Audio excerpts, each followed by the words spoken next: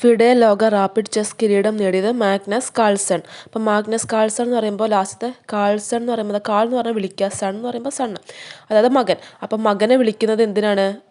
Food കഴിക്കാനാണെന്ന് connect ചെയ്യുക. FIDE എന്ന് പറയുമ്പോൾ ഫുഡ് കഴിക്കാനാണെന്ന് കണക്ട് ചെയ്യുക. പിന്നെ കാൾ സൺ എന്നല്ല, അപ്പം മകൻ എന്നല്ലേ, അപ്പോൾ പുരുഷ വിഭാഗമാണെന്ന് കൂടെ കണക്ട് ചെയ്യുക കേട്ടോ. അപ്പോൾ ഫിഡെ ലോക റാപ്പിഡ് ചെസ് കിരീടം നേടിയത് മാഗ്നസ് കാൾസൺ. അതുപോലെ ഫിഡെ ലോക റാപ്പിഡ് ചെസ് വനിതാ വിഭാഗം കിരീടം നേടിയത് അനസ്താസിയ ബോഡ്നാറൂക്കാണ്. അപ്പോൾ അനസ്താസിയ എന്നൊക്കെ പറയുമ്പോൾ അനസ്തേഷ്യ എന്ന് കണക്ട് ചെയ്യുക. വനിതകളാണെങ്കിൽ എത്ര അനസ്തേഷ്യ ആണെങ്കിലും അവർ ഫുഡിൻ്റെ ടൈം ആകുമ്പോൾ പെട്ടെന്ന് അറിയുന്നൊന്ന് കണക്ട് ചെയ്യുക കേട്ടോ. അപ്പോൾ ഫിഡെ ലോക റാപ്പിഡ് ചെസ് വനിതാ വിഭാഗം കിരീടം നേടിയത് അനസ്താസിയ ബോഡ്നാറൂക്ക്.